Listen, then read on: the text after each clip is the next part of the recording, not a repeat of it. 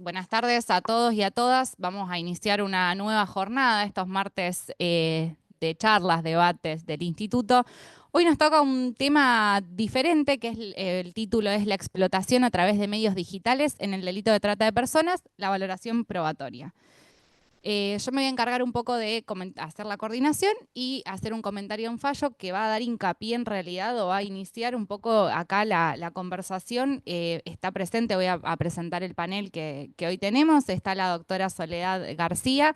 Ella es secretaria en el Ministerio Público Fiscal acá en la ciudad de Rosario. Además es fiscal interina del área de delitos complejos, económicos, trata de personas y otros, es muy larga, y otros de la ciudad de Rosario.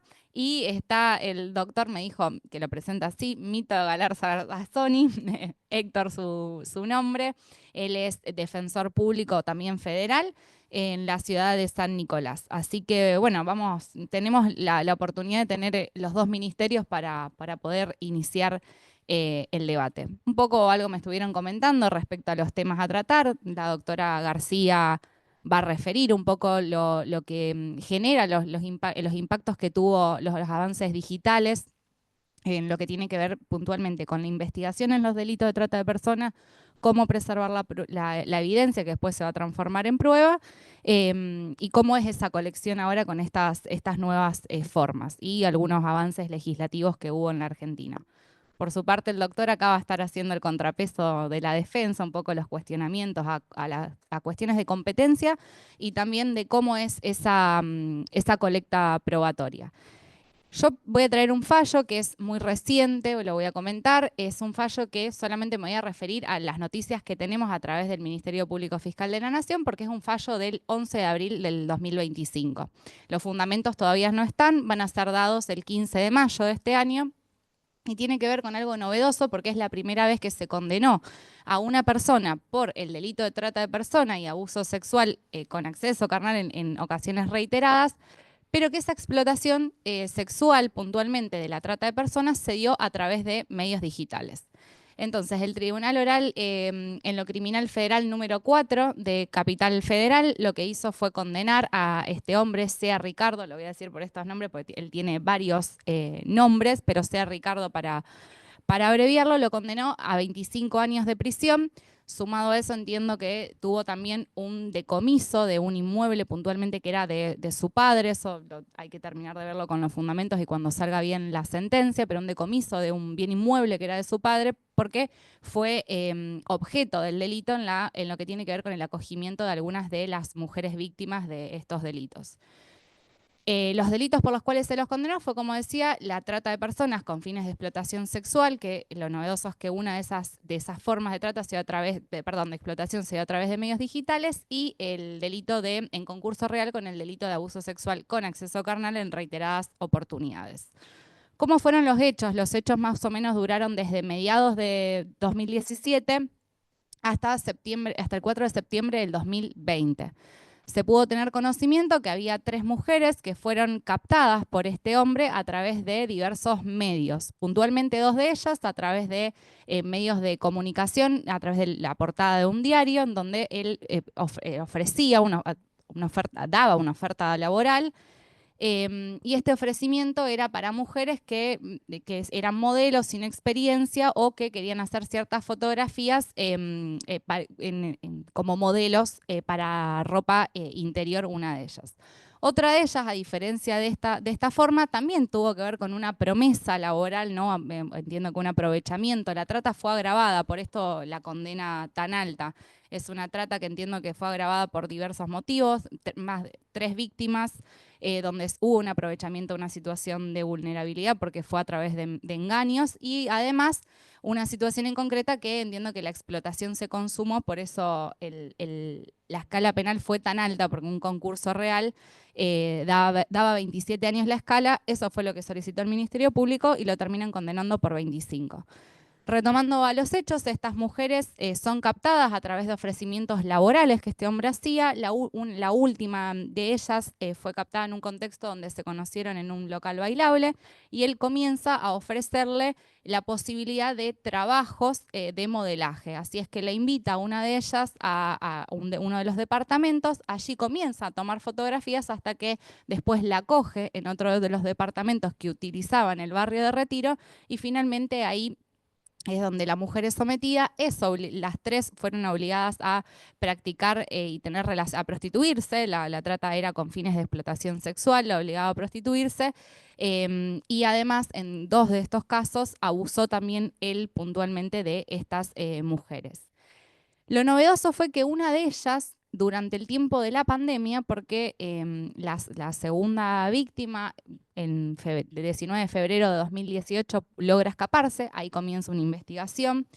La tercera, que nosotros estamos nombrando así como tercera, es la que conoce a través de un local bailable. En junio de 2018 puede salirse de esa explotación, pero la primer víctima, porque fue a mediados del 2017, esta mujer se terminó suicidando producto de estas situaciones tan terribles que vivenció. Logra escaparse a través logra irse a través de una intervención de una asociación civil que son madres y víctimas de trata. Logra irse en este momento, pero lo novedoso es que durante 2020, cuando comienza lo que nosotros llamamos la pandemia, puntualmente el aislamiento social preventivo y obligatorio, esta persona cambió la forma en la cual él sometía a estas personas, a esta mujer, a la explotación sexual, y lo hizo a través, ahora sí, del ofrecimiento de de su prostitución, de su cuerpo, de esta explotación, a través de 2 plataformas digitales. Entonces él la proveyó de una webcam, lo conectó a esa webcam a través de 2 plataformas digitales donde obligaba a esta mujer a ofrecer trabajos, no trabajos, o la obligaba a prostituirse, ahora bien, a través de medios digitales. Se pudo comprobar además que puntualmente estaba demostrado la cuestión de la explotación de las mujeres, puntualmente esta última mujer que me refería, se comprobó que tan solo la hacía dormir 5 horas por día, le pagaba 500 pesos con la promesa de que juntos iban a generar una sociedad y tener grandes ganancias, pero le daba solamente 500 pesos, que con eso se tenía que proveer todos los días de alimentación para subsistir. Lo novedoso, y esto es lo que le va a dar, me parece que el hincapié a esta charla, tiene que ver con cómo las cuestiones digitales, el impacto del avance tecnológico, también tiene un impacto en las formas del delito y obviamente después en lo que nos atañe a nosotros en el proceso, que tiene que ver con cómo colectamos esa evidencia, cómo la preservamos y cómo después la introducimos como prueba. Siendo que hoy las madres de estas evidencias son muchas veces teléfonos celulares, pericias y demás.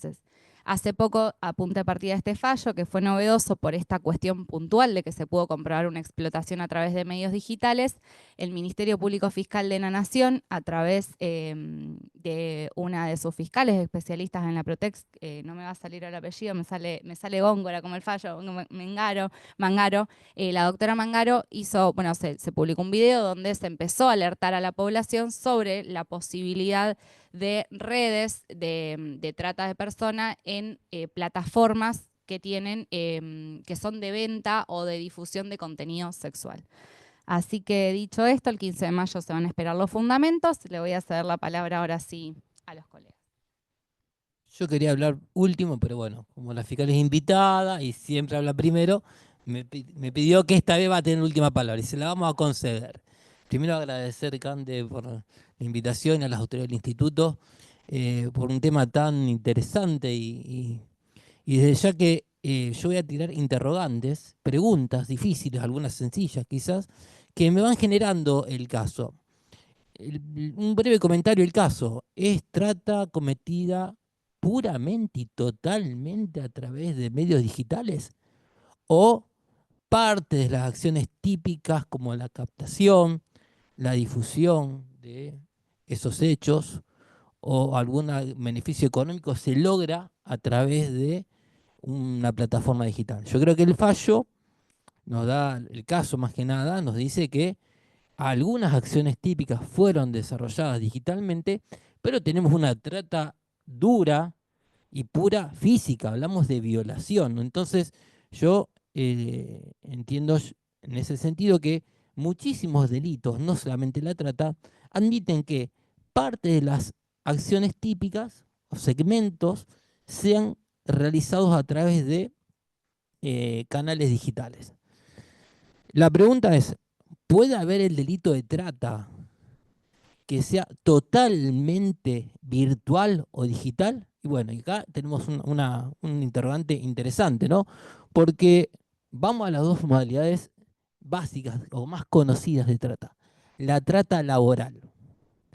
Trata con fin de explotación laboral. Todos hemos hecho durante 2 años que teletrabajo, o sea, por una cuestión de argumento asímil y de, bueno, si tenemos teletrabajo, ese teletrabajo con los ingredientes o las condiciones, lo que es una explotación, habilitaría, bajo ciertas condiciones, que son todos los indicios o alarmas de explotación, a considerarse que puede existir algún caso en donde esa modalidad puede encuadrar en la figura del 145 bis.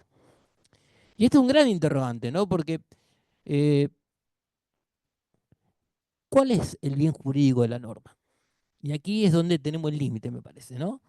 Es básicamente afectar la autodeterminación de la persona, que la persona no se considere como un sujeto de derecho, que no pueda elegir libremente el plan de vida. Y mi primera respuesta a este interrogante es que los delitos de explotación con fines laborales, la característica de lo que es el teletrabajo, aquellos freelancers, implica ya mínimamente una cualidad o una experticia que podría sacar a la persona de ese ámbito de vulnerabilidad, ¿no? Tenemos algo debe saber hacer, o sea, no tenemos un trabajo físico duro como es una actividad de recolección de frutillas kiwi en una actividad agraria, ¿no? Después, tenemos también un ámbito de libertad que navegar por las redes, ¿no? También un ámbito de, fíjense que la trata, los verbos típicos que utilizas es ofrecer, captar, y eso se podría hacer virtualmente, pero después dice acoger, trasladar, recibir, ya he hablado de libertad volátil, creo que también esa cuestión un poco limitaría esa posibilidad. Y lo más importante, que entiendo yo, que más allá de la posibilidad de elección, de poder elegir distintas plataformas donde yo me puedo ofrecer como un trabajador virtual, entiendo que la cualidad de ese trabajo, la forma que sea, por más duro que sea virtualmente, nunca va a poder afectar la autodeterminación de la persona. Y en todo caso vamos a encontrar infracciones laborales y me remito a los fundamentos de lo que fue el primer juicio oral en la ciudad de Rosario con el nuevo sistema se refiere al caso Breyer, donde claramente el tribunal dijo que las infracciones laborales no alcanzan si no hay un contexto de dominio de esa persona. Era caso de trabajadores que no estaban registrados, básicamente. Entonces, creo que en ese sentido, con la explotación laboral, va a ser muy difícil que encontremos, no lo niego, no hay que ver la casuística, trata laboral virtual. La problemática surge con el otro fenómeno, que es la explotación sexual. Y acá tenemos una cuestión compleja. ¿Por qué? Porque ¿qué se entiende por explotación según la misma ley de trata? ¿No? El comercio, la promoción de la prostitución ajena, los trabajos forzados, ¿no? Y habla de servicios sexuales. ¿Qué se entiende por servicio sexual? Ahí tiene que ver si esto implica un contacto físico, porque en la prostitución necesariamente haber un contacto físico. En el caso que vos nos trajiste había un contacto físico. Ahora, sobre los contactos virtuales, tenemos dos variantes. Lo que es la creación de contenido, que es aquella que graba un video y lo sube a una red y lo comercia, y aquella persona que hace chatting o chat erótico, que es otra persona a través de una cámara le va haciendo requerimientos. Y ahí sí puede haber una relación de dominio. Entonces, en este caso creo yo que podría darse algún caso de trata de personas con fines sexuales, pero con las limitaciones que dije anteriormente, ¿no? La situación de cuál es de vulnerabilidad. Y traigo a colación una noticia periodística de una profesora de matemáticas de la ciudad de Rosario, de apellido Cusaro Russo, donde dice que ella era profesora de matemáticas, trabajaba realmente, salió de la Olga Consentini, el profesorado, y ahora está ganando un promedio de 10.000 a 15.000 dólares por mes. O sea, yo no sé si hay vulnerabilidad o no, pero bueno, es una cuestión, bueno, si vamos a ver la asimetría de las ganancias, también podría darse esto, bueno, pero ¿cuánto gana la plataforma? 15 millones. Pero yo creo que, bueno, es un tema, acá sí me interesa la opinión de la fiscal. Yo hoy en día lo tengo en duda y no tengo una respuesta sobre este tema. Bueno, hola, ¿cómo les va a todos? Eh, Primero, bueno, también muchas gracias por invitarme, que es la primera vez. Ah, ¿Ah, sí? ¿Ahora se escucha mejor? Está. Bueno, que es la primera vez que vengo acá, así que muchas gracias. Y a lo que yo vine fue a pelearme acá con el doctor Galarza. No, me encantó la idea de esto, de que sea tan dinámico y un poco nos habíamos planteado acá los interrogantes, porque es, de hecho, incluso en la misma fiscalía, que es un tema que no es menor y la discusión tiene que estar, primero porque para nosotros de lo que es fiscalía es muy importante detectar este tipo de conductas, porque si no quedarían sin investigar un montón de delitos, un montón de víctimas sin detectar, con lo cual para nosotros es fundamental presentarnos primero cómo puede ser una posible explotación, unas formas. La tecnología avanza un montón y el delito también es súper complejo. Agregando acá el planteo que hacía el doctor Galarza. El delito de trata de personas, si bien tiene una serie de acciones, justamente está planteado porque no es que se tiene que cumplir con todas las acciones esas, sino que con que haya una, para nosotros ya encuadra en el delito de trata de personas. La captación es algo que nosotros venimos viendo que se da, y lo más preocupante es que claramente se puede dar por medios digitales, porque las personas además que son los sujetos activos de este tipo de delitos están en constante atención de ver qué es lo que pueden hacer para captar más víctimas. Las víctimas además vemos que en este tipo de delitos, que puede ser una captación digital, además lo que hace es ampliar el perfil de las víctimas. Antes se hablaba que eran víctimas más vulnerables, quizás de zonas con un cierto, quizás, ámbito social o cultural o económico. Y ahora la verdad que redes accede cualquier persona, inclusive los menores de edad. Tienen más acceso que cualquier otra persona. Esto hace que el campo de captación se haya ampliado un montón y a víctimas que antes no las considerábamos como con perfiles que podían ser captados, y ahora sí. Otra de, de las cuestiones que hacen a la explotación, sí creemos también que se puede explotar tranquilamente por medios digitales. Y sobre todo teniendo en cuenta esto, el bien jurídico protegido en lo que es la trata de personas en sí, que si bien está establecido en los delitos que afectan a la libertad, es muchísimo más amplio lo que genera y lo que afecta a una víctima de trata de personas. Es, como decía Héctor, la autodeterminación afecta la dignidad de la persona, la integridad física, la integridad psíquica, la libertad ambulatoria y en todo sentido, que es la autonomía de la persona, esto de poder generarse un plan de vida. Con lo cual nosotros no, nos fijamos muchísimo en cómo quedó afectada esa persona para poder establecer también la explotación desde ese lugar. O sea, claramente si no podemos limitarnos a que, bueno, si es solamente la persona que va a hacer largas jornadas y que efectivamente fue expuesta físicamente. No, creo que el desafío, y que también lo permite la propia legislación, es que se puede mirar desde ese lugar y que te hagamos alguna imputación por este tipo de explotaciones.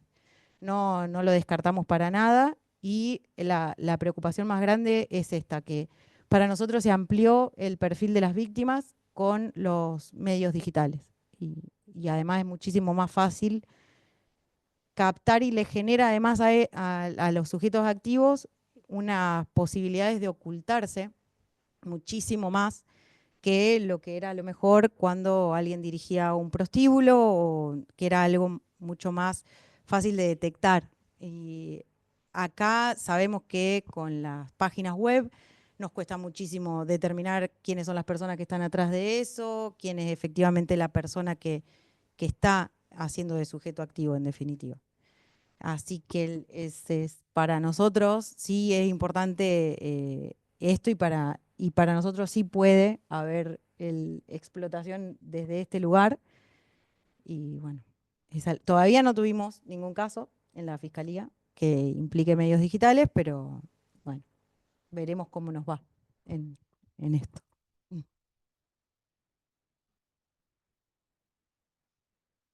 El, Hay un tema con relación a los sitios o plataformas web que se vinculan con contenido para adultos, ¿no? Por Hub, estamos hablando sitios de promoción de imagen que también permiten, como OnlyFans, que Divas Play, que son casi todas las celebrities de la Argentina, eh, y uno puede subir contenido, puede crear contenido, puede hacer chatting.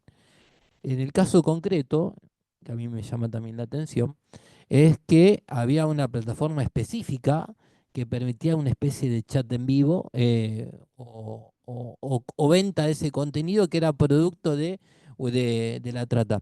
La pregunta es, si, ¿cuál sería la responsabilidad penal de la persona o del sitio web, la persona jurídica que está o la persona física que tiene a nombre o crea ese sitio web? ¿Y mediante qué tipo de atribución de responsabilidad vamos a imputarle? ¿Coautor, encubridor? Eh, es un tema interesante y a mí me llama mucho la atención es estas nuevas teorías que surgen con relación a eh, las casos, por ejemplo, de las mulas, cuando se le imputaba, bueno, la responsabilidad a través del dolo, a través de lo que se denomina la ignorancia deliberada. Bueno, usted debió saber que eso que llevaba era droga. Bueno, entonces creo que aquí sería interesante analizar desde el punto de vista de la valoración y la posible responsabilidad penal, si existen protocolos o formas de cotejar que ese material que yo voy a habilitar que se comercie en mi plataforma es producto o no de un acto, un delito, una violación o una situación de trata. Yo creo que aquí sí el derecho argentino podría entrar directamente sobre la responsabilidad de los dueños de estas plataformas. El tema es la territorialidad, porque muchas plataformas están fuera de lo que es la República Argentina. Entonces, teníamos un principio de legalidad universal y esto creo que no lo tenemos en el derecho argentino. No sé si haría falta una reforma, ¿cómo lo ves vos, Sole? La responsabilidad de las plataformas es quizás lo más importante porque son quienes facilitan este tipo de delitos. Tenemos falta de regulación, pero sí lo que tenemos ante detectar, por lo menos también lo que hacemos desde Fiscalía, bueno, se detecta que hay determinado sitio, determinado lugar, que no importa que no sea en territorio argentino, con los convenios y con todo lo que tenemos firmado, se puede tranquilamente hacer colaboraciones, poner en conocimiento al Estado, igual no importa que nosotros no seamos los que en definitiva investiguemos, pero sí no lo podemos descartar ni dejarlo sin intervención, porque para mí son actores que tenemos que identificar y que también los tenemos que hacer responsables desde algún lugar. Sin ellos, pensamos que no, o sea, es quizás, como podemos pensar, una participación necesaria. Sin esa réplica, si no tenemos esas plataformas que nos colaboren para poder subir esos videos y replicarlo, porque o sea, la explotación se da a partir de ahí. La ganancia económica vos la tenés por la cantidad de veces que el video, porque vos tenés que pagar para ver ese video. Entonces, la cantidad de visualizaciones es lo que te da la ganancia. ¿Y quién se lleva esa ganancia? y de alguna manera, para mí, con el tema de participación, en el caso que sea en jurisdicción argentina, creo que puede haber ahí una salida. Pero si no hay regulación, va a ser una cuestión probatoria. Vamos a tener que ver si sabía, no sabía, más esa cuestión.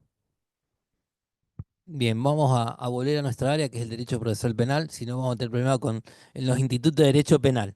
Pero bueno, esto como punto de inicio, ¿no? Bueno, le voy a dar la razón a la fiscal para seguir trabajando esto de forma lógica. Y bueno, supongamos que se puede cometer este delito mediante medios digitales, ¿no? El tema es, ¿qué es la evidencia digital? Un concepto que tenemos en distintas convenciones es toda información contenida en un objeto electrónico o en un sistema informático.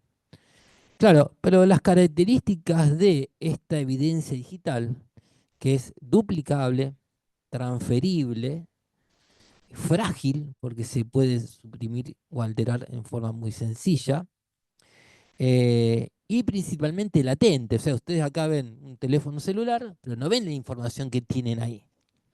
O sea, para ver la información que tengo dentro de ese teléfono celular, que no la puedo captar por los sentidos, tiene que ingresar al proceso a través de una tarea. Va a ser un perito forense. Entonces, la pregunta es, ¿la evidencia digital, conforme en las normas del Código Procesal Penal Federal, es prueba documental o prueba pericial? Y en segundo lugar, tenemos códigos que están diseñados casi en su totalidad para la prueba física y no para la prueba digital. Solo 3 artículos y mal redactados tenemos en el Código Procesal Penal Federal. ¿Qué hacemos con estos códigos? No sé si va a tener una respuesta. A ver, No. Respuesta no, aparte todavía nos falta atravesar algún juicio que todavía no lo atravesamos, así que es todo un poco del trabajo acá, de lo que vamos pensando en fiscalía, también para prepararnos para los juicios orales. Primero, es una copia forense lo que se hace en primer lugar de todo lo que se secuestre digital. Es decir, tu teléfono, lo que vamos a hacer con tu teléfono celular es el perito va a generar una copia forense idéntica. Sobre esa copia forense idéntica es que se trabaja y se busca la información, se analizan los mensajes de texto, todo. Es decir, son 2 partes, en realidad, de esa pericia. Vamos a necesitar el perito que venga a justificar y cómo trabajó esa copia forense, pero después vamos a tener todo un trabajo que se hace sobre ese teléfono. Si uno respeta todo lo que es los protocolos, tanto lo que tienen los peritos forenses, la Policía Federal y todo, hay una forma de que eso tenga una trazabilidad, que sea intangible y que sea presentable en un juicio como inalterable. Tenemos de esas formas. No hemos pasado todavía un juicio oral, así que no sabemos si pasamos o no el filtro de un juez.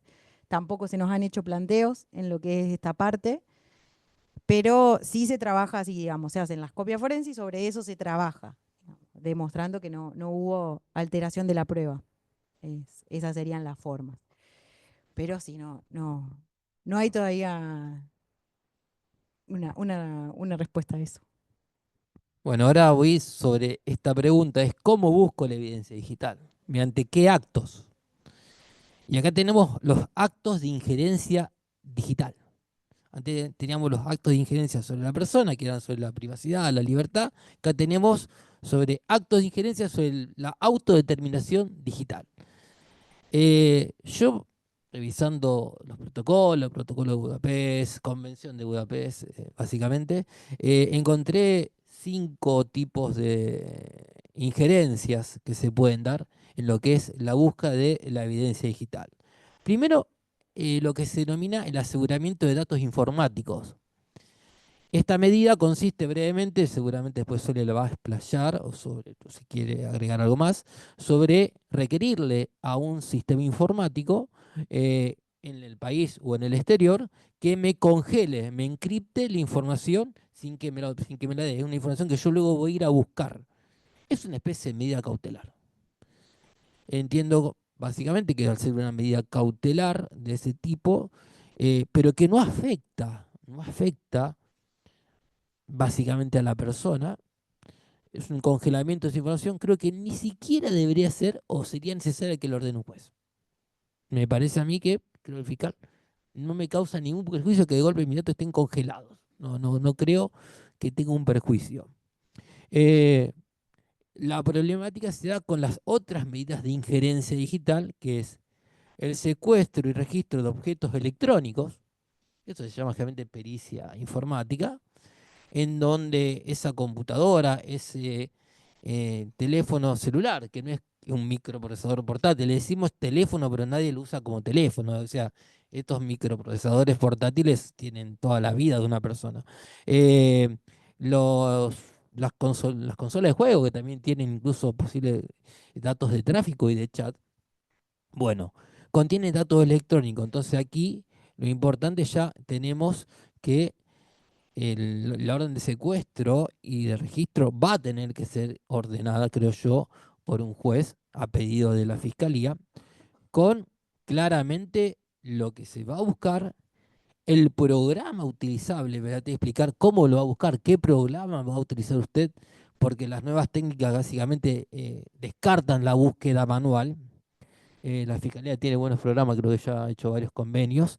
Y bueno, y si esta búsqueda, esta intervención sobre ese elemento es un acto irreproducible o no. Porque dice, bueno, tengo copia, pero yo quiero participar en la conformación de la copia, porque si la copia se transforma en algo editado, yo creo que ahí tiene que intervenir necesariamente, aunque sea la defensa pública. Eh, segunda forma de injerencia que para mí también avanza sobre los ámbitos de privacidad en base a lo que fue el fallo Alavi de la Corte.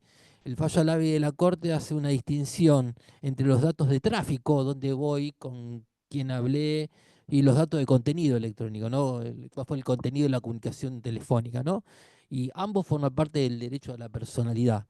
En base a lo que fue el fallo Alavi, todo lo que implica las requisas de los sistemas informáticos, hablo de plataformas como Facebook, Instagram, Google y los patrones de búsqueda, también deben ser a mi criterio ordenados por un juez, y en ese sentido quizás lo que quedaría fuera, quizás fueran aquellos datos nominativos, ¿no? Si esta persona tiene una cuenta, creo que ahí a lo mejor hasta ahí no se avanzaría mucho con el tema de la intimidad de la persona, pero ya cuando voy a requerir los datos de tráfico, yo creo que ahí ya necesariamente tiene que haber una orden judicial con las mismas limitaciones que dije.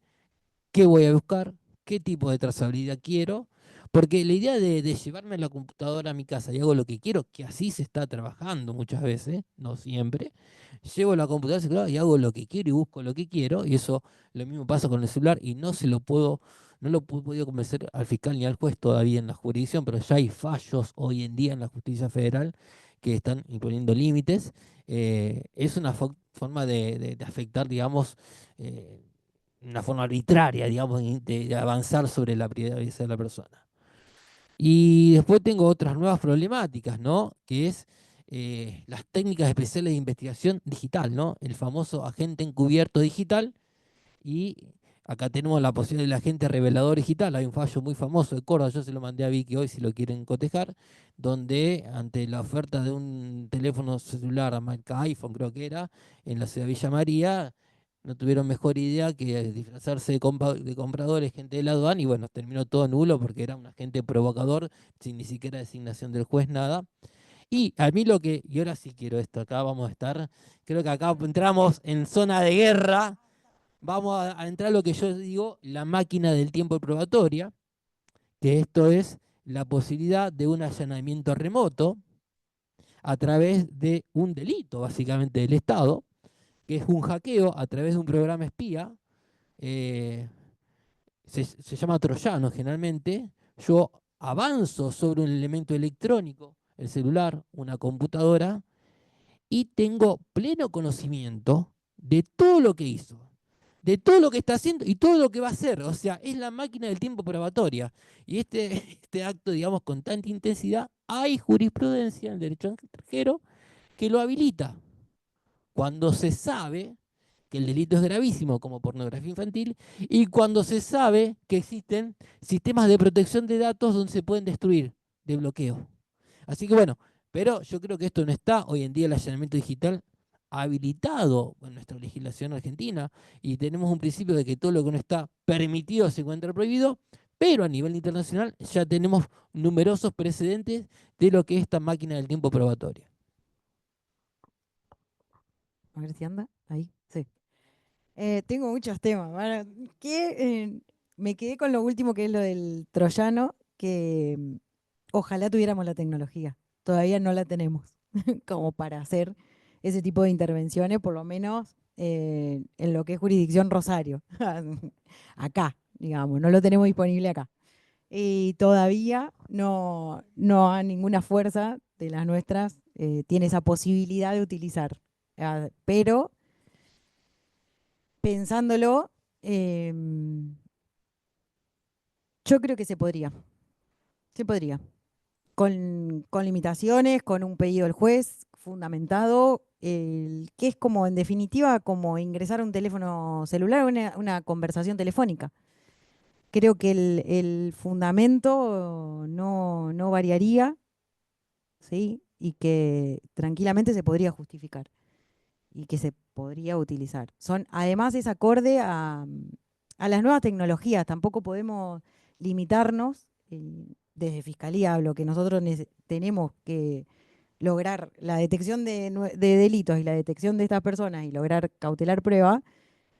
Creo que ese avance tiene que ir también acorde a la tecnología nueva. Y creo que, si bien el código no, es lo que vos decís, o sea, son códigos que no están preparados para lo que es lo digital, tampoco lo limita. O sea, porque en definitiva de lo que estamos hablando es de la intimidad de las personas y eso es algo que se puede pedir al juez, que se fundamenta, y lo que cambió simplemente es la forma. O sea que si me dan la posibilidad, nosotros lo usaríamos. El troyano. Ojalá.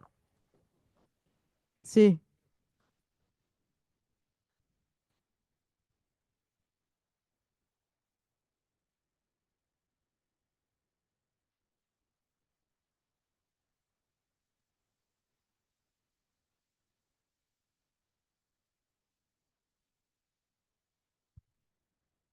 Y generalmente yo he hablado con policías federales y bueno, que han intervenido teléfono, inclusive gente del FBI en otros países, donde realmente cuando se llegan a los medios electrónicos de investigación sofisticada, eso se llama, o sea, cuando llegan a los medios de investigación sofisticados, te ponen un GPS en el auto para un seguimiento, ya no necesitan las dos personas, digamos, también hacen seguimiento, digamos, físico.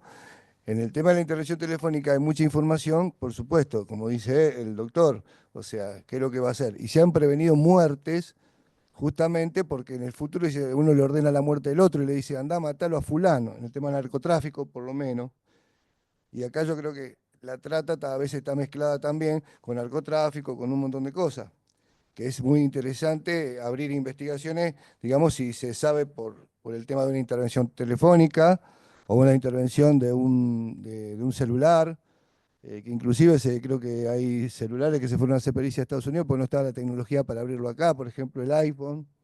O sea, como dice él, que hay empresas extranjeras. Por eso creo que está totalmente permitido si lo autoriza un juez, de acuerdo a la gravedad, por supuesto, de la investigación. Inclusive también hay información particular y personales que generalmente no se llevan. O sea, es lo que interesa la investigación. Si se escucha, por ejemplo, una escucha, que se va a andar a traerme un kilo de pava, eso no le interesa a la investigación. O sea, lo que sí interesa a la configuración del delito, a probar el delito y la conducta disvariosa de la persona, eso sí se vuelca, se escribe, se transcribe y bueno, y a veces se puede prevenir. Lo que pasaba acá en Rosario, que no se han prevenido muertes, es ¿por qué? Porque la Policía Federal, el que tenía la intervención telefónica y los CDs, llegaban cada 15 días. Entonces vos después de 15 días escuchaba que se había matado a fulano. Pero claro, vos no tenés la escucha en vivo, entonces no podés prevenir la muerte, ya se había matado, la podía haber prevenido. ¿Me entendés? Gracias. Sí, en eso también se avanzó. Lo de nosotros, apenas empecé a trabajar en la fiscalía, casi no se escuchaba lo que era la escucha en directo. No, no había causa con eso, con esa posibilidad. también se avanzó en eso de que, bueno, ahora está esa posibilidad de la escucha en directa, que es otro recurso más. También para nosotros la visión, por eso siempre es interesante hablar sobre todo con la defensa, porque nosotros siempre nos planteamos desde el lado de que tenemos que avanzar en detectar en esto. Nosotros estamos en el momento en que escuchamos el delito, que escuchamos la posible acción, y obviamente tenemos que ir de la mano de que no se nos venga una nulidad. Entonces, en el momento es las decisiones que se toman en esos momentos cuando uno tiene la situación desarrollándose, bueno, es en cada caso en particular, pero siempre la visión es la de, bueno, si es si va a invadir la esfera de intimidad, bueno, vamos a pedir una autorización. Pero después lo que son los medios, para mí se pueden utilizar tantos como los que haya disponible. Como todo, igual los recursos son limitados o limitadísimos, así que en realidad depende más de eso que si para utilizarlos o no, digamos, son limitados. No, algunas cositas sobre este tema, ¿no? Sobre el allanamiento digital. No tenés los elementos. Claro, pasa que los elementos son ilícitos.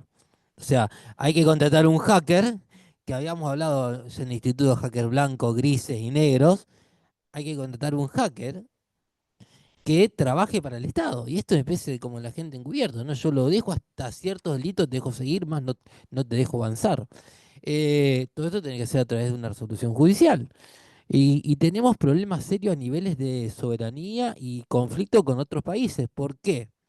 Porque en lo que es las convenciones internacionales, y esto sabe mucho más la Fiscalía de todos los convenios que se celebran incluso con Estados Unidos o con otros países, la problemática viene cuando un fiscal o un juez, o un fiscal que solicitó la autorización del juez, el juez se la dio, manda un oficio a Google para que le requiera alguna respuesta. Y en realidad esa información que te da Google te la da alguien que no tiene soberanía sobre su país. Entonces hay que ver bien hasta dónde el requerimiento que se hace por parte de la Fiscalía cumple con los protocolos, si hay causa probable o razonable.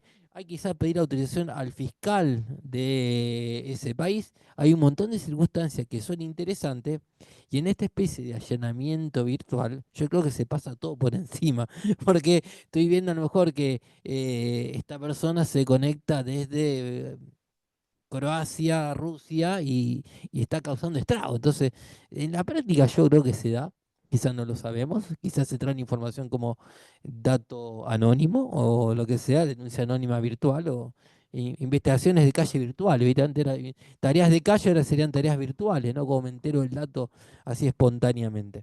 Pero sí, es un tema que va a venir sí o sí, porque hoy en día esto se ve mucho en los delitos complejos, trata, lavado de activos, pero hoy en día los delitos comunes también, todo está en el celular, todo está en las cuentas, todo está en los mails.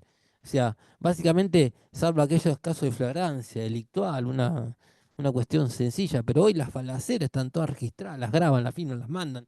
Hay, todo el mundo hoy es digital. Yo creo que un gran tema es convencer a los legisladores que, aunque sea, no sé si cambien el código, pero traigan protocolos de evidencia digital. O sea, que ya de alguna forma la Fiscalía avanza y celebra los protocolos como el de siguiendo las prerrogativas de la Convención de Budapest. No sé si quiere agregar algo más sobre este No, tema. me quedé pensando que hoy hablábamos, también nosotros en el marco de esto de la trata de personas, trabajamos con personal policial de la provincia de Santa Fe, que es la División de Trata de Personas. Y ellos nos contaban que son punto focal de lo que es una serie de allanamientos que larga Missing Children, hacen unas investigaciones y que son a nivel mundial. Los allanamientos se largan un día y se largan acá, en Europa, en todo el mundo. Que me quedo pensando cómo lo regulan, cómo queda después porque acá las causas penales tramitan en el fuero, todas llegan al fuero provincial, porque son de prostitución infantil. Y se tramitan nunca consulté por ahí esto para ver cómo se está manejando este tema, de la fuente de datos, porque en la provincia no los declaran nulos. Y este dato viene de afuera y no sé, hasta ahí llegué que no averigüé en fiscalía. Eso es un tema que yo recién, en función de lo que decía Mito, bueno, la información, cómo se obtiene, porque en definitiva es cómo se obtiene esa información, dónde queda almacenada y cómo se preserva. En los casos que nosotros ahora lo tenemos en el 128, de tenencia, distribución de material de abuso sexual infantil, que es así como hoy si bien en el código está como pornografía, lo tenemos con pornografía infantil, las convenciones internacionales hoy en día lo nombran como material de abuso sexual infantil, porque por el término pornografía, para no aplicarlo a niñas, niños y adolescentes. Lo cierto es que Missing Children, a través de los convenios de colaboración, capta esa información porque hay convenios de colaboración entre las plataformas, ya sea los servicios que puedan ser de Google, como de redes sociales, por ejemplo, Facebook, bueno, Meta serían en este caso. Ellos captan la información y una vez que la captan esa información, le generan un código que se llama un código de hasheo. Y eso después hacen un reporte, que el reporte tiene diversos grados como se gradúan esos reportes en función de qué es lo que tiene ese contenido de MASI, de material de abuso sexual infantil. Entonces ellos le van generando grados. A nosotros, particularmente, lo que nos sucedió en un caso es que teníamos una persona que le practican un allanamiento en su domicilio, le secuestran una computadora porque Missing Children habían hecho un reporte de que a través de esa CPU conectada a través de la red social se distribuyó de un Facebook a otro material de abuso sexual infantil. Eran 79 archivos más o menos que decían que estaban algunos de esos reportados como NM1, es una cosa así el código, ahora no tengo específicamente, pero era como de lo más grave que se podía obtener. El inconveniente es que todo fue hasheado con un código, todo eso se vuelve inalterable, pero no todo el material, no toda la información que estaba ahí adentro era de material de abuso sexual infantil. Y muchas de esas fotos estaban hasheadas y el problema del hasheo es que una vez que esa foto vuelve a la red de alguna manera, es nuevamente catalogada como se reporta como otra distribución de MASI. Y algunas de esas fotos que estaban ahí, había material de MASI, sí, pero había otra información que no eran personas, niñas, niños ni adolescentes, sino que eran sexting, que habían dos personas que habían realizado. Y cómo eso afecta, por eso digo, cómo se preserva esa información, quién controla esa información y quién ve esa información y después, bueno, obviamente eso cómo ingresa. Bueno, la persona fue imputada finalmente, no avanzó la investigación a los fines de, bueno, determinar un proceso, un juicio. Todavía esa investigación no avanzó porque se estaba buscando, pero sí ese es el problema que vos tenés. Hoy, uno tiene hoy en día, que se encuentra con esto que además requiere otra asistencia para evaluarlo, para verlo.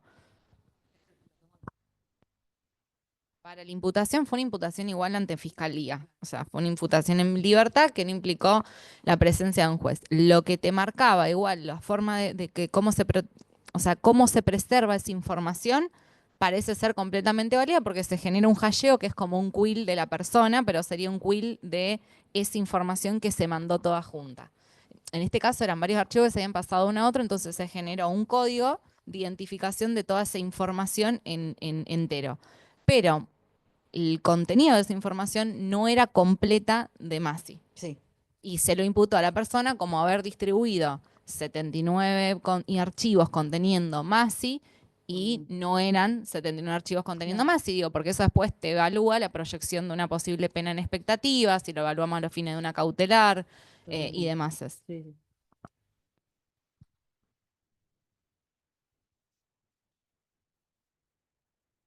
Bueno, ahora una norma de garantía muy potente que trae el Código Procesal Penal Federal, que es el artículo 149. Miren, si este artículo se hubiese aplicado, yo creo que hubiese sido muy difícil la mayoría de las condenas en el ámbito del narcotráfico. ¿Por qué? Fíjense que el artículo 149 dice, voy a ponerlo lento, estoy bastante viejo ya, antes no pasaba, hace 2 años no pasaba. Dice, objetos no sometidos a secuestro No podrán ser objeto de secuestro las comunicaciones entre el imputado y las personas que deban abstenerse de declarar como testigos. Las notas que hayan tomado los nombrados anteriormente sobre comunicaciones confiadas por el imputado sobre cualquier otra circunstancia a la que se extiende derecho debe abstenerse de declarar. Básicamente dice que no se puede, las comunicaciones telefónicas es una evidencia digital, es un registro de sonidos, voces, que se resguardan en un medio electrónico. O sea, no cabe duda para mí que la conversación, que la escucha telefónica termina siendo una evidencia digital. Y el código dice que no podrá ser objeto de valoración. Obviamente se graba una línea, se graba todo, pero cuando yo advierto que esa comunicación o notas que se hayan tomado, ¿no? Entre el imputado y las personas que deben abstenerse de declarar como testigos, conviviente, cónyuge, hasta cuarto grado de consanguinidad, es toda la familia. Y esto va a ser una regla de exclusión de valoración, no de incautación. Pero excluye la posibilidad que eso sea utilizado en el alegato de la Fiscalía y la Defensa y no puede ser utilizado como elemento para condenar.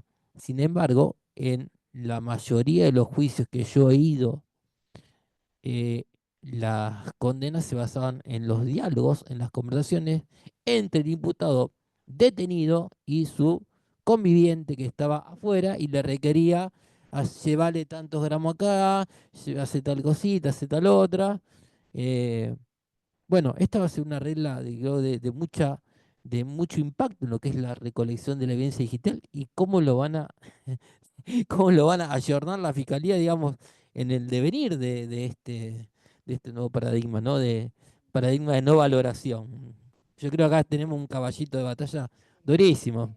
Sí, lo tenemos a Campaz sin lesión, digamos, para meter todos los goles.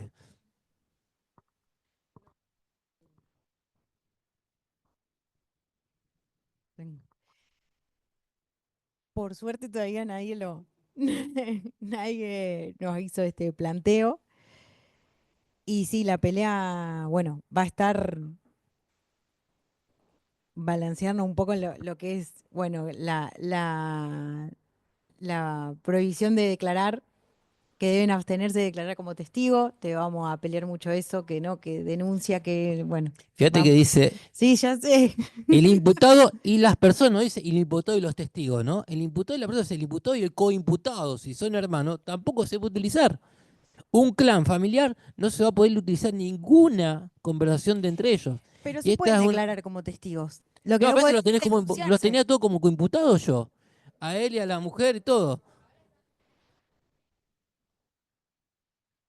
Claro, Pero no lo podría valorar.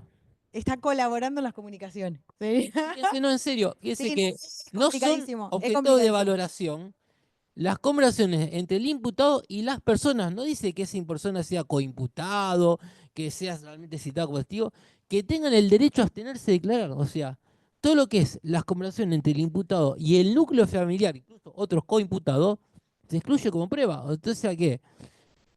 Y esto va a ser control de audiencia preliminar. O sea, preparémonos porque a ver, ¿qué tiene usted? Si di con conversaciones, entre quién las identificó, cómo, con quién habla cada una de ellas. Me opongo.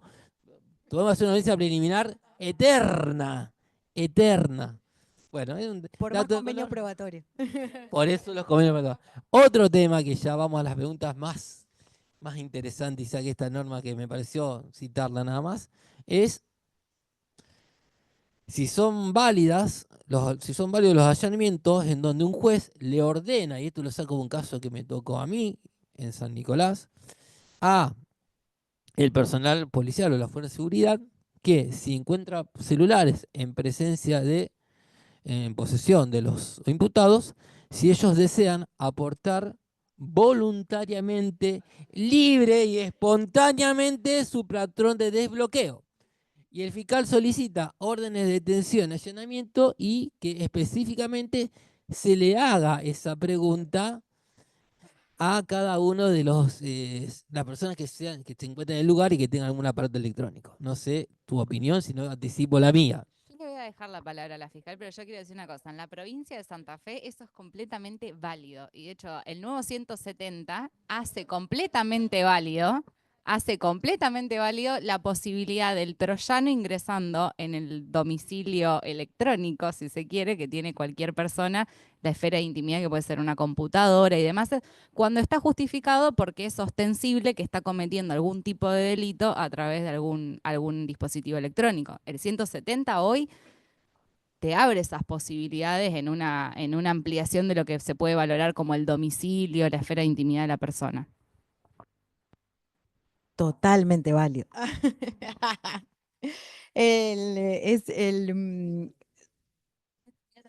Sí. Mira, es más sencillo pedir la compulsa al juez que pedirle que autorice a decirle, para mí. No, esto de la que a nosotros hasta es más válido, digamos, pedir la compulsa al juez, que digamos, con la huella o la cara, antes me parece que es más complicado con nuestro código, que voluntariamente aporte. La verdad que se contradice con otras partes del código, que tiene que tener su abogado, que bueno, podría llegar a ser válido si primero estuvo el abogado en el allanamiento y una vez que estuvo asesorado ahí dio voluntariamente, pero tendría que estar sí o sí el abogado defensor. Eso le veo como desventaja. Ahora, la compulsa, si la autorizó el juez, me parece totalmente válida. Ahí la compulsa. Me parece menos dificultosa que la voluntaria. Disculpa. Hola.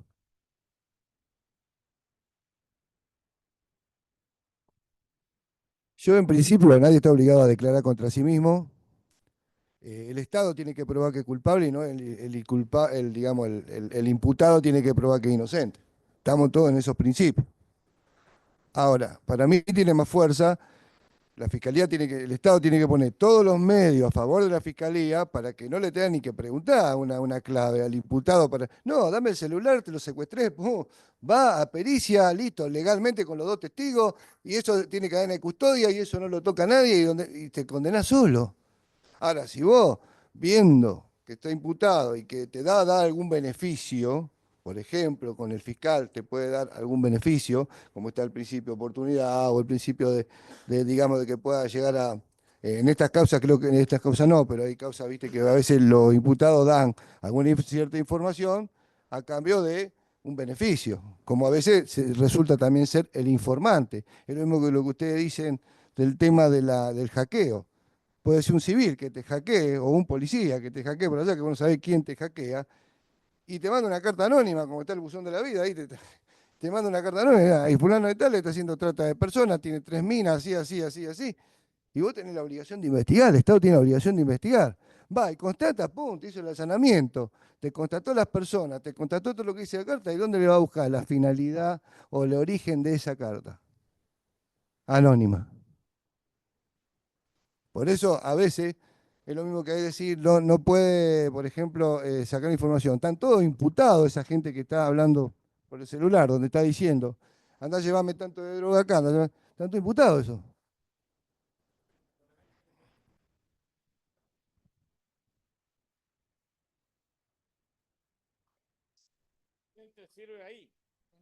No, que el tema es cuando el delito está en ejecución, donde estén presos, tenemos miles de ejemplos.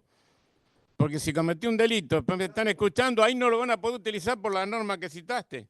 Pero si el delito está en ejecución, es válida la intervención.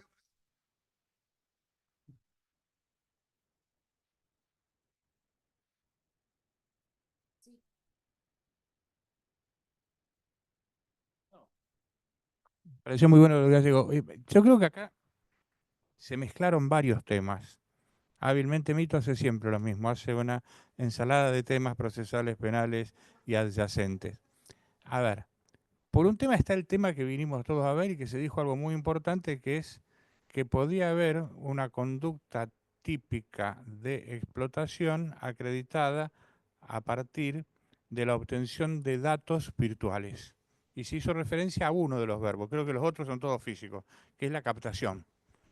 El tema es que es la captación con fines de explotación. O sea, tendría que ser una propuesta virtual bastante clara y específica como para que llene los dos requisitos, porque el otro también está en el tipo. Yo creo que las pruebas siempre sirven para acreditar hechos. Los hechos se insertan muchas veces en una secuencia de acontecimientos y que tienen que ver con el famoso relato de Corbalán, que es el que se lleva a un proceso. Entonces, sí se puede llegar a acreditar quién convocaba a las personas, pero la finalidad de explotación muchas veces va a necesitar de otro bagaje probatorio que acredite que esa convocatoria implicaba un engaño o que esa convocatoria encubría una coerción que se efectivizaba posteriormente o que esa convocatoria buscaba principalmente a personas vulnerables para aprovecharse de esa circunstancia. Ahora, hay sí un tema que yo creí que iba a ser el primero que me iba a tocar. Yo tiro 3 palabras.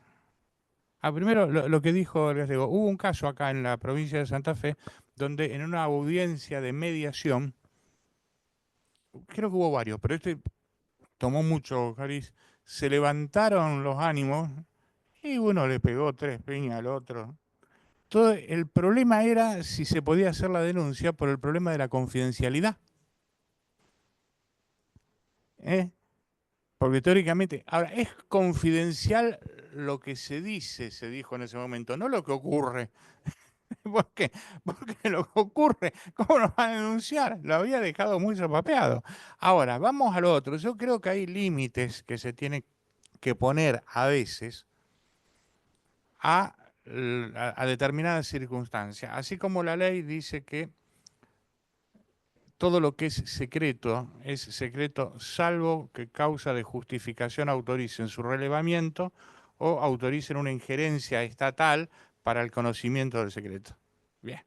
Bueno, con el tema de este tipo de relaciones, de vínculos, incluso el más secreto de todos, que es la confidencialidad y confidencialidad entre abogados, el más secreto de todos, yo creo que tiene que haber algún tipo de límite razonable. El problema está en que si yo tengo un límite, el motivo o el fundamento para superarlo lo tengo que tener después y no es poc facto.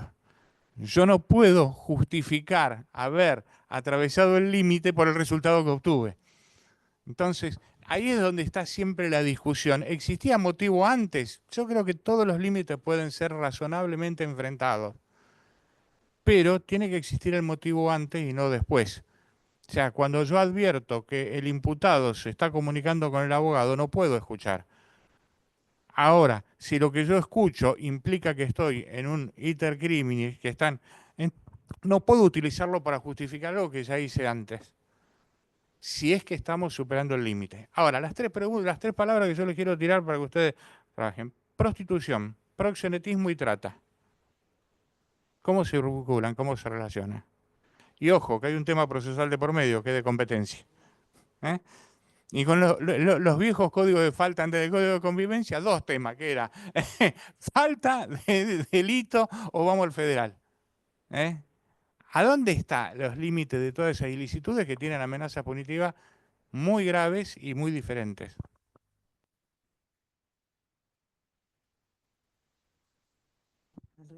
No entiendo bien. Con respecto a esto último que planteaba, sobre todo de la competencia, ¿qué es esto también? Desde Fiscalía hay veces que uno no cuenta con todos los datos, no es lo mismo analizar una causa cuando ya terminó que en el primer momento que tenemos la situación.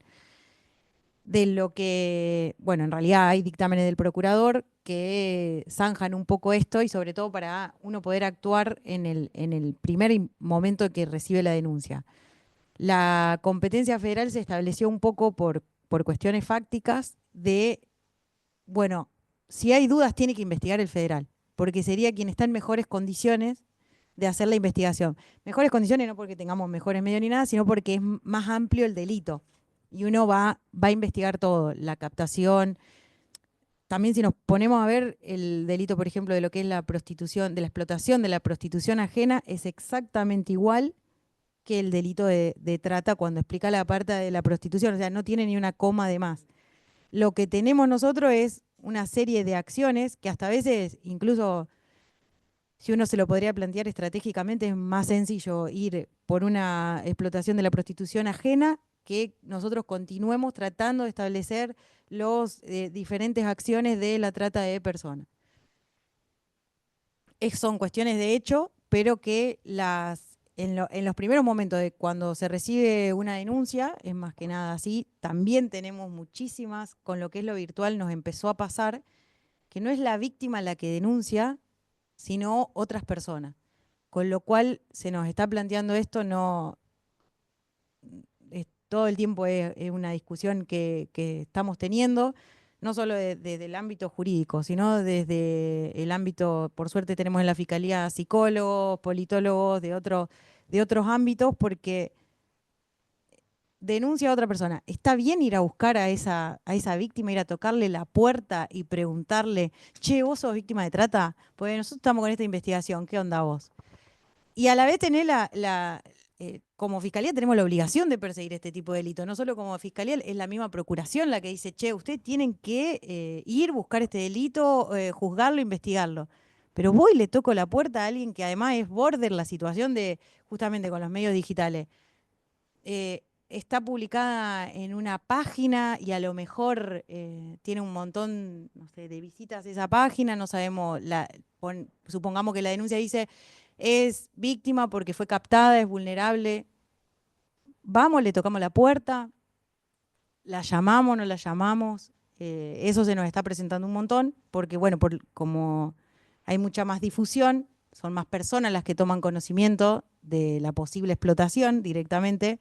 Nosotros lo tomamos como explotación por considerar que la persona obtiene un rédito económico. Entendemos que por ahí, bueno, esto como decías vos, que advertía la fiscal de Protex, es este tema, que las víctimas muchas veces son captadas, se les paga quizás 500.000 pesos por hacer un video y en realidad ese video después es publicado en las redes y obtienen a lo mejor 1.000 visitas. Esas 1.000 visitas a lo mejor tienen un valor de $6 cada visita. Esa ganancia la obtiene la persona que captó a esta posible víctima. Todo esto en un posible cuadro. Pero vos tenés eso, te llega eso y vos decís, bueno, ¿qué hacemos? ¿Qué hago? ¿Es trata? ¿No es trata? ¿Investigamos? ¿No investigamos? ¿Avanzamos? ¿No? Y sobre todo esto que tuvo como impacto, que es la situación de que quizás vienen denuncias no de las víctimas.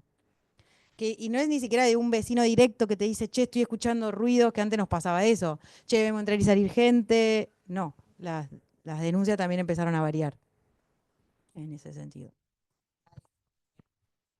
No, qué posibilidad también de que ciertas conductas se vuelvan, no se pueda avanzar por más de que sean típicas en el ámbito de la antijuricidad, digo, cuando vos tenés una persona que ofrece servicios a los fines de que las mujeres que quieren, mujeres, hombres, la persona que quiera desarrollar libremente el trabajo sexual a través de plataformas, le brinden ciertas seguridades, como por ejemplo que las fotos no se filtren, que ayuden a trabajar esa red social. O sea, cuando está bien, hay un rédito económico y nosotros hoy tenemos tipificado tanto el facilitamiento como la explotación ajena de la prostitución. Pero si la persona te está diciendo, no, pero yo necesito trabajar con esta persona, esta empresa que me lo genera, porque si no a mí me roban el contenido y a mí eso me genera un perjuicio mayor que me esté ayudando y cobre y tengo un beneficio económico con esto. Creo que estas cuestiones digitales hacen también a evaluar, bueno, ya ni siquiera la tipicidad, vamos un paso más, la antijuricidad, porque a veces la conducta es típica. Bueno, esto es algo de la ley de trata del año 2013, que me parece que requiere una cierta reevaluación y bueno, es una exigencia por ahí para los operadores judiciales de cómo se investiga eso. Sí, con algo del tema, ¿no? Valoración probatoria de estas figuras penales. Creo que hay que diferenciar creadores de contenido, productores de contenido. No es lo mismo.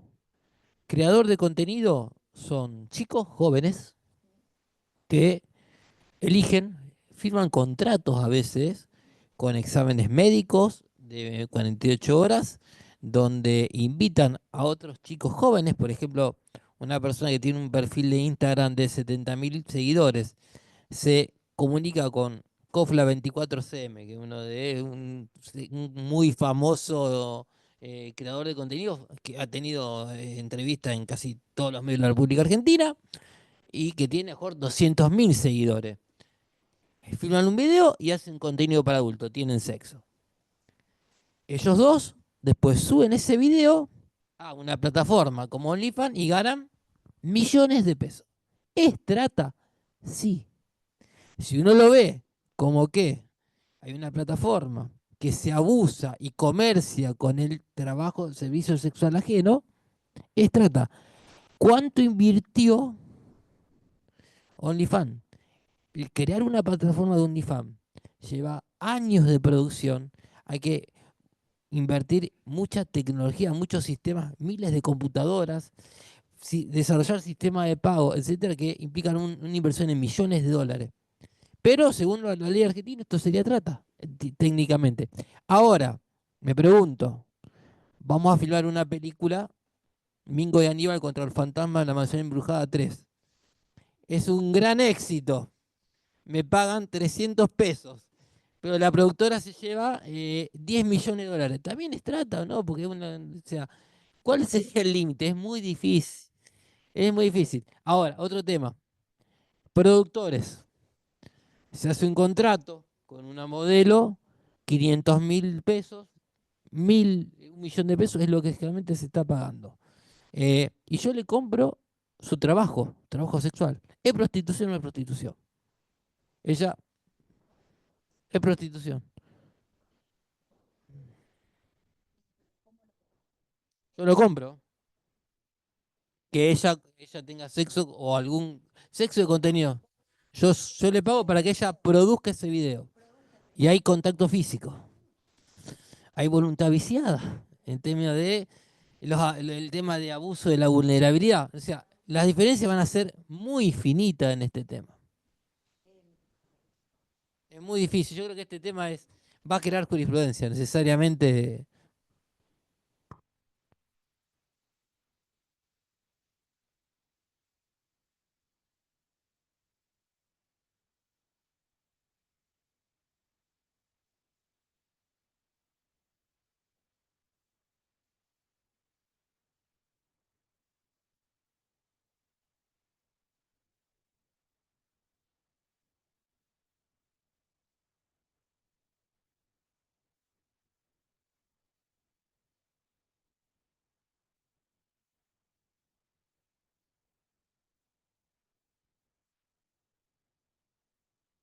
La idea de los esclavos felices.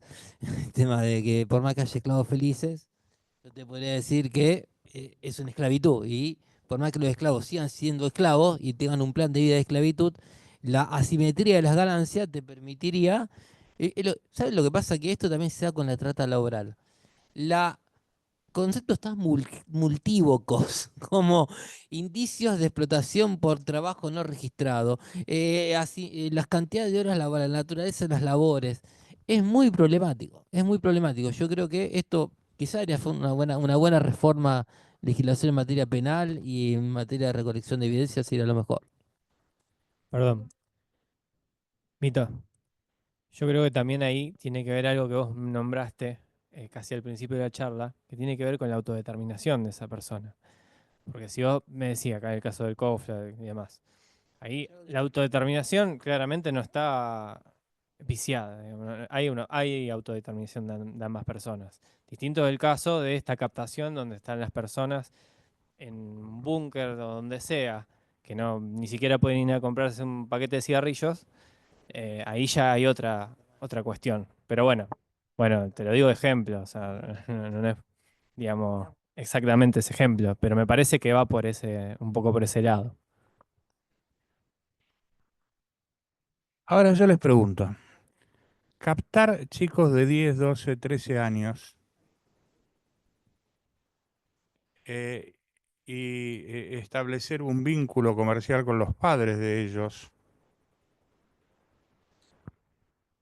que tiene que ver con participación en futuros beneficios si los obtienen, y trasladarlo 8 o 9 mil kilómetros de distancia a un lugar que les es ajeno. con la expectativa de obtener parte del rédito que la actividad en un deporte profesional les puede brindar. No, no es trata. Es la historia de Leo Messi.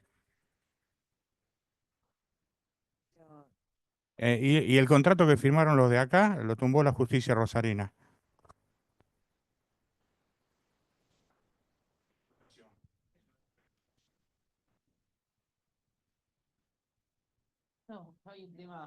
Sí. Quedo pensando porque es, la verdad que lo que es el delito de trata es realmente en cada caso, y esto que es súper importante lo de la autodeterminación, el bien jurídico protegido, para mí es desde ahí, esto también de que muchas veces las víctimas no se sienten víctimas, también esto que vos decís, le cortás la posibilidad al chico y cómo. Yo creo que en cada caso y el análisis también de la, de los elementos probatorios que pueda ir juntando, pero bueno, es muy difícil. Ahí es muy difícil. Porque Bueno, terminó siendo Leo Messi. Ahí ya sabés el final, ¿me entendés? Pero la verdad que lo describí así, y es trata. Y es trata. Por ofrecimiento, aparte, lo tenés perfecto, encima aprobado, todo. ¿cuánto me queda? Ah, tengo el fallo.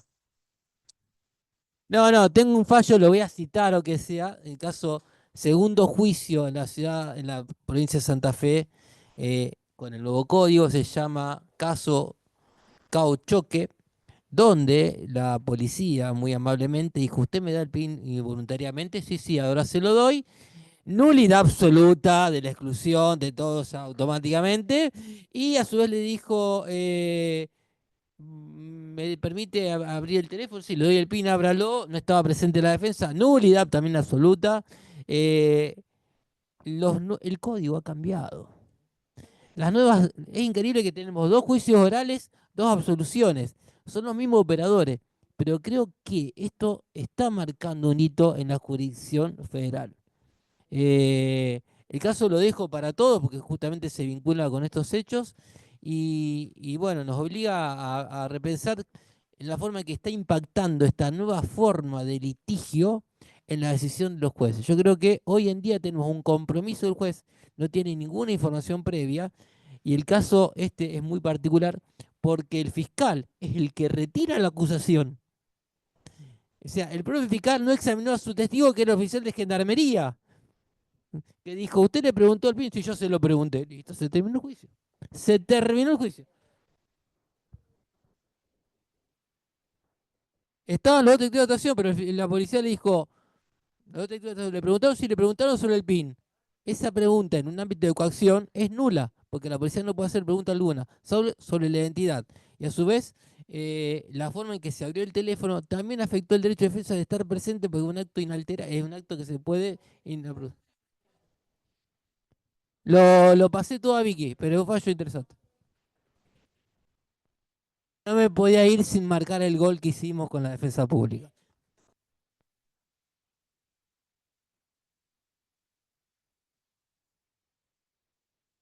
Este caso es un escándalo judío porque dos fueron a juicio, pero uno está condenado por esto. O sea, tenemos un juicio de revisión inminente, un juicio de revisión. Pero bueno, también es una cuestión de que, bueno, hay temas de otro procedimiento anterior, pero bueno, yo justamente hablaba de evidencia digital, hablaba de desbloqueo forzoso de celulares y,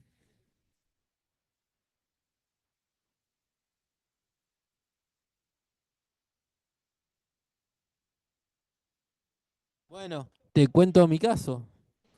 Mi caso en San Nicolás, 3 de la mañana sábado, me empieza a explotar el teléfono que tengo de turno. Tenemos 5 detenidos, allanamiento en la ruta San Nicolás, en el puesto del parador. Dice, ¿y qué? Vamos a revisar los celulares, hagan todo lo que quieran, va a ser todo nulo. Pero usted tiene que venir si quiere. Primero, le preguntó si tienen defensa pública o quieren defensa particular. No, bueno, una vez que le pregunte eso, seguimos hablando. Y automáticamente, no, todo defensa particular. Pero